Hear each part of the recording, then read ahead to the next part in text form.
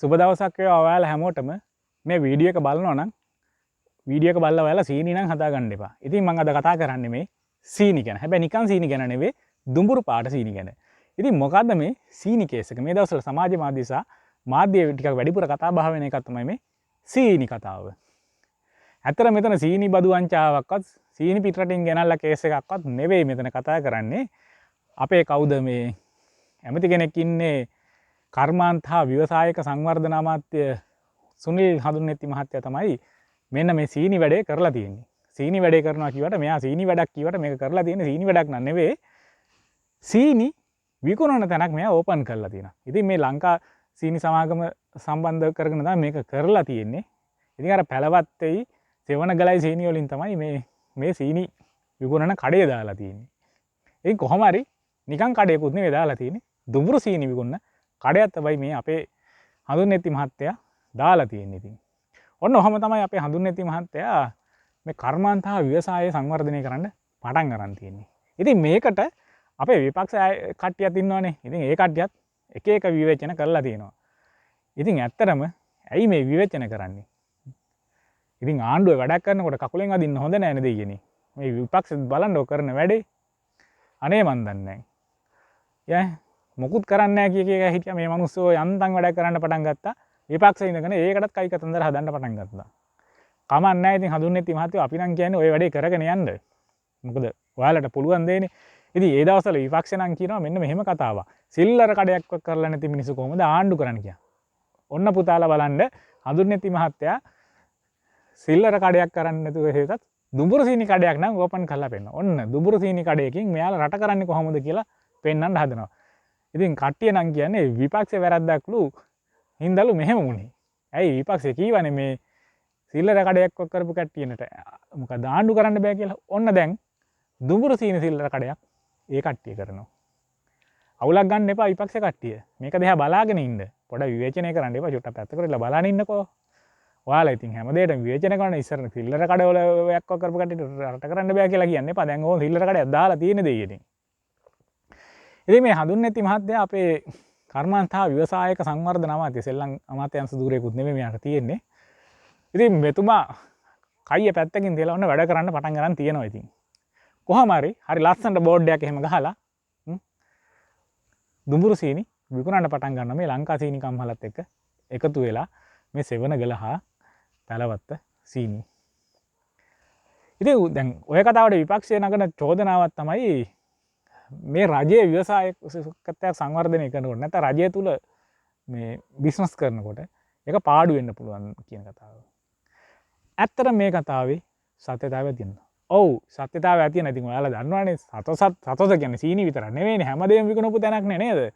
සතොස ගැන හැමදාම අපි අහන්නේ ඕක බංකොලොත් සතොස හැමදාම පාඩුයි. ඔහොම කතාවන්නේ. ඉතින් සතොස අපේ රටේ සතොස වල ටිකවත් හරියට කරගන්න බෑනේ නේද? සතොස එක බඩුවනේ බඩු ගොඩක් විකුණලත් ලාභ ලබන්න බැරි තත්ත්වයකට නේ ගිහිලා තියෙන්නේ. හැබැයි ඉතින් ලංකාවේ වෙන සුපර් මාකට් අර ප්‍රයිවට් අංශ කරන සුපර් මාකට් නම් ලාභ ලබනවා. හැබැයි අපේ සතොස නම් ලාභ ලබන්නේ. හැබැයි දැන් මෙතන තියෙන ප්‍රශ්නේ තමයි මේ අපේ හඳුන්නෙත්ති මහත්තයා විකුණන්නේ දුඹුරු සීනි. නිකන් සීනි නෙවෙයි. හැබැයි දුඹුරු සීනි. ඒවා දුඹුරු කියන්නේ දුඹුරු පාට මතක තියාගන්න එක. ඔයාලා මේ දුඹුරු කියලා හිතන්න එපා මේ අමුතු පාටක් කියලා නෑ. මෙයාලා දුඹුරු පාට විකුණන්නේ. මොකද්ද පාට? දුඹුරු පාට. මතක තියාගන්න සීනි එක දුඹුරු පාටයි. සුදු නෑ දුඹුරු පාටයි. මොකද ඔයාලට සුදු සීනි කවලා හරියන්නේ නෑ දැන්. අපි කවන්නේ කෙලින්ම දුඹුරු පාට සීනි උන්න. අනේ ඒකට තමයි මේ අපේ හඳුන්නෙත්ති මහත්තයා සූදානම් වෙලා තියෙන්නේ. ඉතින් ඒකයි හඳුන්නෙත්ති මහත්තයා මේව අර ලස්සන බෝඩ් එකක් ගහලා ඉතින් අර ලස්සන සුපර් මාකට් ස්ටයිල් එකේ ඉතින් මෙයා මේ සීනි කඩේ පටන් ගත්තා වුණ කර්මාන්ත හා ව්‍යවසායක සංවර්ධන අමාත්‍යවරයා ලෙස. ඉතින් හොඳ වැඩක් අමාත්‍යතුමා. හැබැයි ඉතින් මෙහෙම දෙයක් තියෙනවා. සාමාන්‍යයෙන් අපි දන්නවා මෙතන කවුරු මේ වීඩියෝ එක බලන කවුරු හරි ඉන්නවනම් ඔයාලා බඩු ගන්න යනකොට වෙනම සීනි ගන්න යන කෙනෙක් ඉන්නවනම් අත උස්සන්න. ලංකාවේ ඔයාලා කවුරුද දැකලා තියෙන වෙනම සීනි ගන්න කට්ටිය? එහෙම සීනි කනවද අර මේ හාල් කනවා වගේ? අපි වෙනම සීනි ගන්න යන්නේ නැහැ නේ. හැබැයි අපි චිකන් ටිකක් නම් වෙනම ගන්න යනවා නේ. අපි මාළු ටිකක් ගන්න මාළු විකුණන තැනට යනවා. අපි ඌරු මස් ටිකක් ගන්න ඌරු මස් විකුණන තැනට යනවා. අපි හාල් ගන්න හාල් විතරක් විකුණන තැන් වලට අපි යනවා. අපි පොල් ගන්න පොල් විතරක් විකුණන තැන් වලට යනව නේද? තව ඕනනම් ඔයිල් වෙන්න පුළුවන් තෙල් වගේ දෙයක් වුණත් ඒවා විතරක් විකුණන තැන් වලට අපි යනවා ගන්න. හැබැයි ඔයාලා කවුරුවත් මේ සීනි විකුණන කඩවලින් වෙනම සීනි අරන් යනවද? දැන් අපි හිතමුක කෙනෙක් යනවා සුපර් මාකට් එකට.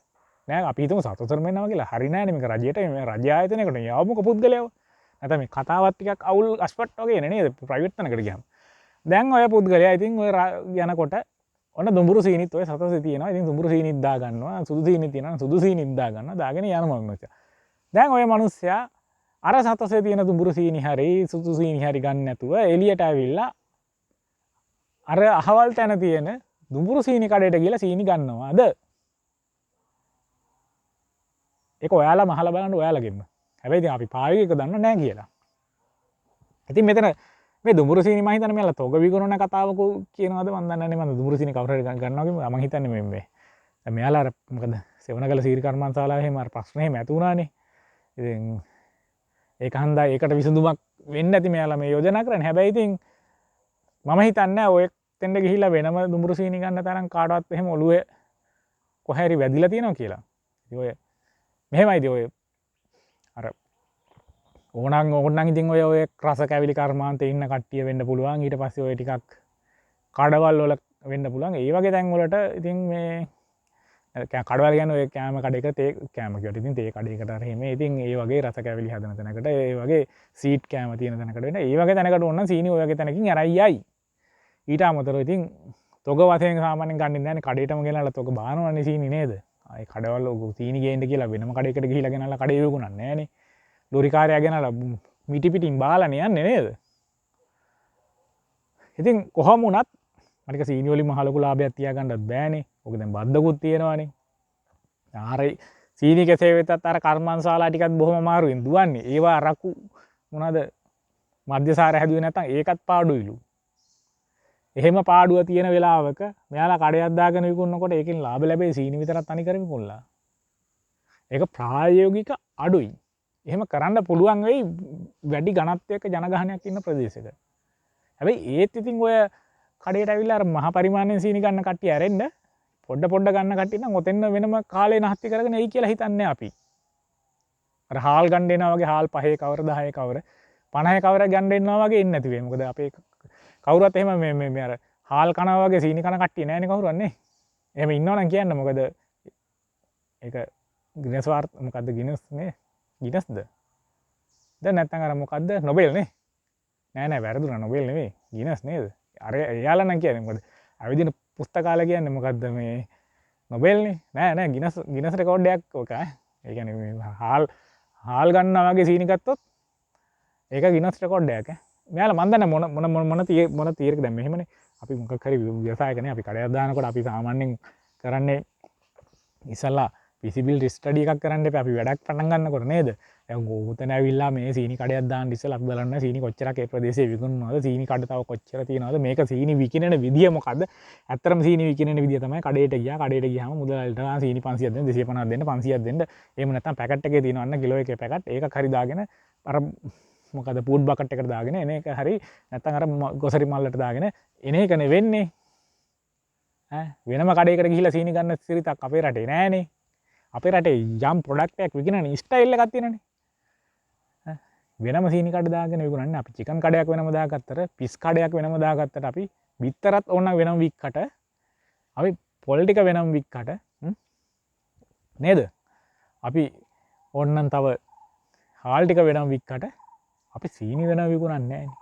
ඉතින් මේ වගේ දෙයක් අර සතොස වගේ භාණ්ඩ විවිධාංගීකරණයක් තියෙන ආයතනයක පාඩු ලබන වෙලාවේදී රජයේ ව්‍යවසායම් කරලා ලංකාවේ ඇති තරම් මේ මොකද පාඩම් ඉගෙනගෙන තියෙද්දිත් නේද? රජයේ ව්‍යවසායම් කරලා පාඩු වෙලා ලාභ ලබන්න බැරුව තියෙනවනේ ආයතන. ප්‍රතිහෝගත කරපල්ලා කියලා කියන්නේ ඒවනේ නේද? එහෙම තියෙද්දිත් මේ වගේ ආයතනයක් බිහි කිරීම කිසි අපි දකින්නේ කිසි තේරුමක් නැති වැඩක් විදිහට. ඒක විපක්ෂ කරන චෝදනාවෙත් සත්‍යතාවයක් තියෙනවා. ඉතින් මෙහෙමයි. ඔබතුමාලා අර රසියන් ක්‍රමයට චීනෙටත් වැඩිය රසියන් ක්‍රමයට මේ රාජ්‍ය ව්‍යවසායම් කරන්න ගිහිල්ලා රුසියාවත් බංකොලොත් වුණානේ ඔයාලා රතු රාජ්‍යයක් නේද? ඒක සාර්ථක වුණේ නැහැ නේ ව්‍යවසායම්. ඒකනේ ප්‍රයිවටයිසින් කළාද යන්නේ හැමතැනම. එහෙනම් මේ ඕක අවසානයේ අද මාධ්‍ය ඉස්සරහා සංදර්ශන දාලා පටන් ගනි. ඕක දැන් ඔයාලගේ පාක්ෂිකයන්ටත් ඕක ලොකු දෙයක් වෙන්න පුළුවන්. මොකද අර රුසියානු පාඨක සමාජයනේ ඔයාලා මේ හැදුවේ. ඒ සමාජයට ඒ රාජ්‍ය ව්‍යවසාය කියන දේ එහෙම මහා අමුතු දෙයක් විදිහටනේ. ඉතින් අපි දන්නවනේ දැන් රාජ්‍ය ව්‍යවසාය නේද ප්‍රයිවටයිසින් යන්නේ ඇයි කියලා. ඒක ඇතුලේ තියෙන කතන්දරයක් තියෙනවානේ. කතන්දර නෙවෙයි ඉකොනොමිකල් තියරි එකක් තියෙනවානේ. නැත්නම් ඉකොනොමිකල් අදහසක් තියෙනවානේ. හේතුවක් තියෙනවානේ. ඒ දේවල් ලෝකෙත් ඔප්පු වෙලා පැහැදිලි වෙලා අවුරුදු ගණනක වත්තදා බලලා ඒක මේ රාජ්‍ය ව්‍යවසායන් කරන එක හරි නැති හන්ද තමයි අපි ප්‍රයිවටයිසින් නැත්නම් ප්‍රයිවට් ව්‍යවසායකයන් කරන්නේ ව්‍යවසාය කරන්නේ. මොකද අපි අතීතයේ අත්දැකීම් වලින් තමයි වර්තමානයේ අපි ඉගෙනගෙන යන්නේ. ඒතකොට ඒ අතීතයේ ඒවා කරලා හරි ගියේ නැති නිසා තමයි වර්තමානයේ තුල ප්‍රයිවටයිසින් කියන පැත්තට වැඩිපුර නැඹුරු වෙලා තියෙන්නේ. වන් නිකන් ආවට ගියාට කරන දේවල් නේ අවුරුදු දහස් ගානක ඉතිහාසය පුරා මිනිස්සු ප්‍රැක්ටිස් කරපු දේවල්. විවිධ ඉකොනොමික් ස්ටයිල් ඒවා. ඒකනේ සමාජවාදයේ බිඳ වැටෙන්නේ. ඒකනේ අර ධනවාදයට යන්නේ ධනවාදයෙන් එහාට ගිහලා නියෝ ලිබරල් දක්වාම යන්නේ මේක නව ධනවාදී දක්වාම. තවත් එහාට යනවනේ ඒක. තවත් එහාට තව මෙතන හැදෙන්න. නව ධනවාදී කියන්නේ සියලුට විසඳුම නෙවෙයි. තවත් එහාට. ඉතින් ඒ හින්දා මේ අපි විවිධ දේවල් අත්හදා බලලා අසාර්ථක වෙච්ච දේවල් ආය කරන එක හරිද? ඒකද ව්‍යවසායකත්වය කියන්නේ. එහෙමයි දැන් හිතන්න එපා දැන් මේ කතාව කියලා අපි මේ ඔයාලගේ මේ කෝචක් කරනවා කියලා මේ ඔයාලා පටන් ගත්ත වැඩේද නෑ. එහෙම කරන්නේ නෑ. ඔයාලට පාඩු ලබලා ඒක පෙන්වන්න පුළුවන් ලාභ ලබලා පෙන්වන්න පුළුවන්. ඒක ප්‍රශ්නේ නෑ. හැබැයි අපි දන්නවා රජය මේක විසින් කරන්න ගියාම ඕක අවසානයේ පාඩු ලබන තැනට තමයි යන්නේ. ලාභ ලබන තැනකට ගිහලා පාඩු ලබන තැනකට යනවා. මොකද රාජ්‍ය සේවය කියන්නේ අකාර්යක්ෂම දෙයක් ලංකාව වගේ රටක. සහ අනික තමන්ගේ නොවන ව්‍යාපාරයක් කවුරුවත් ඇවිල්ලා ගොඩ දාන්නේ නෑ. ඒක රාජ්‍ය සේවයට රාජ්‍ය සේවයේ තියෙන රාජය විසින් කරන ව්‍යවසායන් තුළ තියෙන ලොකුම ගැටලුව එකක් තමයි ඕක. විවිධ කාලවලට එක පුද්ගලයෝ ඔය අයගේ ඇවිල්ලා පුටු වල ඉඳ ගනි. ඒ පුද්ගලයෝ වැඩක් නොකර කීයක් හරි පඩිය අරගෙන යයි. මොකද ආයතනයක් දියුණු වෙන්නේ ඒකේ අයිතිකාරයට උවමනා නම් විතරනේ. රජයේවල් මාරුයි අරක මාරුයි මේක මාරුයි. අන්තිමට ඔයාලගේ අවුරුදු 5 යන ඉස්සෙල්ලත් ඔයා පාඩු ලබන තැනකට උනත් යන්න පුළුවන්. ඕක දැන් අපි මෙහෙම කතාවක් කියනකොට ඕක ඒ ඔබතුමාලගේ පාක්ෂිකයන්ට ඔක දිරවන්න නැති වෙන්න පුළුවන්. අපිට බනින්නත් පුළුවන්. හැබැයි අපි ඕක කතා කරන්නේ ඔයාලා බලන මානසිකත්වයෙන් නෙමෙයි අපේ ලෝකේ තියෙන ආර්ථික මොඩල් දෙක එක්ක බලලා තමයි අපි කතා කරන්නේ.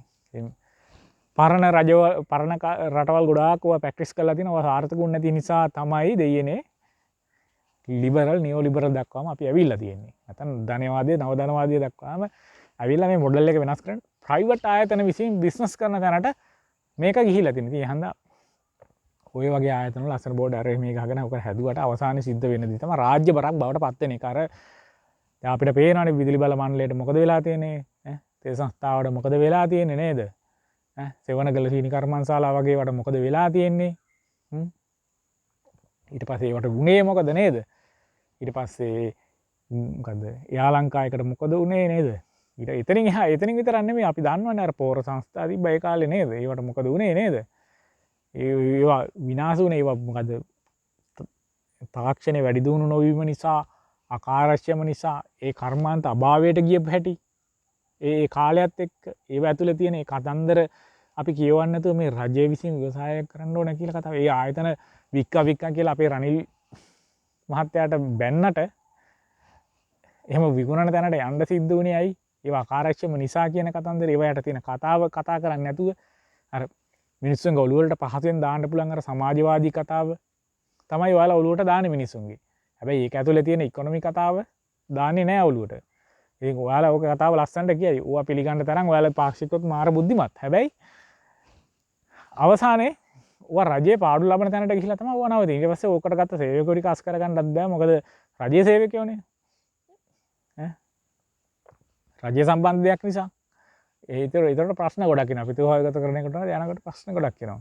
එහෙනම් මම හිතන්නේ ඔයිට වැඩි feasibility study එකක් කරලා ඕක viable ද කියලා බලන්න ඕන economical මේ කරන්න ඉස්සෙල්ලා. ඊට පස්සේ අධ්‍යයනය කරලා බලන්න මේක රට තුල මේ කර්මාන්තය නැත්නම් මේ සීනි විකුණන එක වෙන්නේ කොහොමද කියලා. ඊට පස්සේ ඒක ඉල්ලුම සැපයුම අතර තියෙන දේ ඊට පස්සේ ඉල්ලුම සැපයුමත් එක්ක ජනතාව ඒක මිලදී ගන්න ස්ටයිල් එක මොකද්ද? මේක කොච්චර ප්‍රමාණයකින් ජනතාව මිලදී ගන්නවද?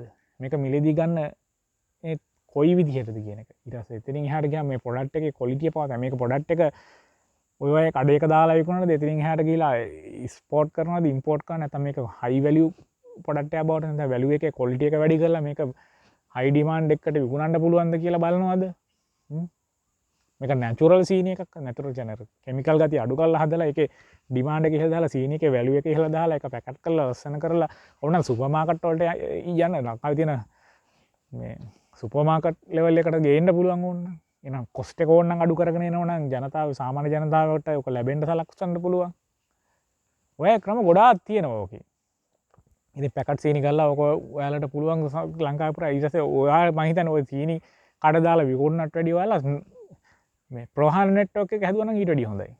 ප්‍රෝහාන කියන්නේ මේ සැපයුම් නෙට්වර්ක් එක. ඔයාලගේ මේ සීනි ටික මාකට් එකට එන සැපයුම් හදුවා නම්. ඒ කියන්නේ ඒවා ලංකාව පුරා යන ජාලය හැදුවා නම් ඊට වැඩිය හොඳයි. අතරමැද අද බිස්නස් එකකදී වෙලෙන්දා වෙනවද නැත්නම් සැපයුම් කරුවා වෙනවද නැත්නම් ඒ අතරමැදියා වෙනවද කියන ඒ හැමදේම අධ්‍යයනය කරලා බලන්න ඕනේ.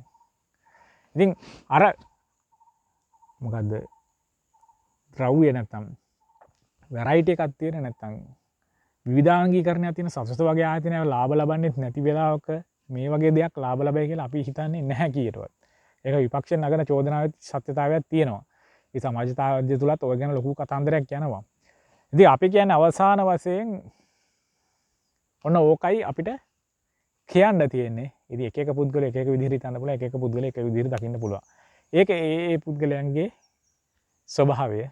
ඉතින් අපිට කියන්න තියෙන මෙන්න මේ කතාව. ඉතින් මේ වගේ කතාවකින් ආයෙත් අපි හමු වෙමු. එතෙක් මම ඔයාලගෙන් සමුගන්නවා. මම ප්‍රදීප් මොදුසාන.